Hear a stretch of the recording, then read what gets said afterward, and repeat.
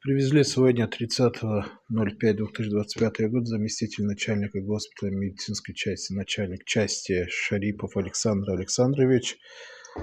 И на что проходить врачей, я ему отказал и рапорт на своем родном языке написал, так как писать не умею на русском языке.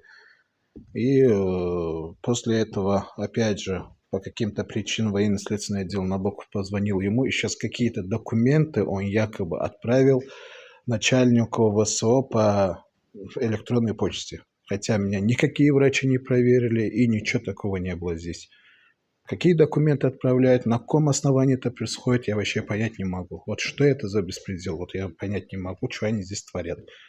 Вот. Это военно-врачебная комиссия якобы. Ну вот, это госпиталь, военный госпиталь 413. Вот итог весь.